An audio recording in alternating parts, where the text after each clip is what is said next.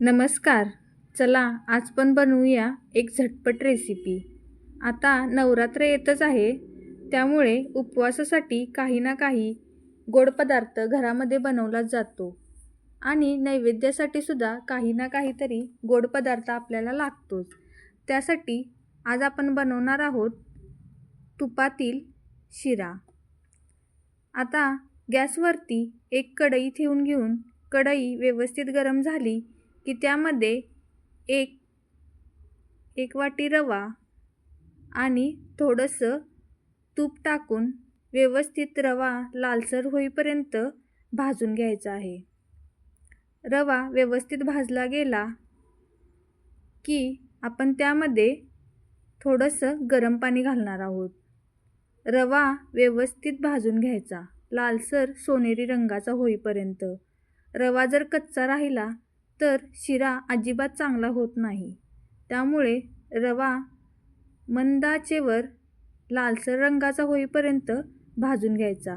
रवा भाजून झाला की त्यामध्ये गरम पाणी घालायचं आहे. व्यवस्थित मिक्स करून त्यामध्ये आपल्या आवडीनुसार साखर घालून घ्यायची आहे. साखर घातल्यानंतर वरून 1 चमचा तूप टाकून घ्यायचं आहे आणि 5 मिनिटासाठी झाकण ठेवून शिरा वाफेवरती शिजू द्यायचा आहे. 5 मिनिटानंतर झाकण काढून शिरा व्यवस्थित मिक्स करून घ्यायचा आहे.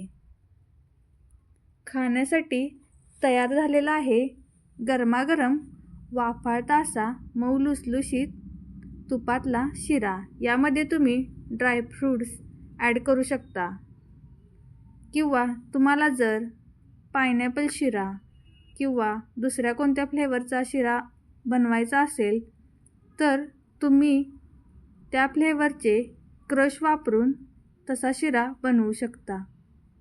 खाण्यासाठी रेडी आहे आपला गरमागरम तुपातील शिरा. कशी वाटली रेसिपी नक्की सांगा.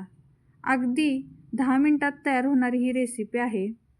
त्यामुळे व्हिडिओ आवडले असल्यास चॅनलला लाईक करा, शेअर करा आणि सबस्क्राईब करायला विसरू नका. धन्यवाद.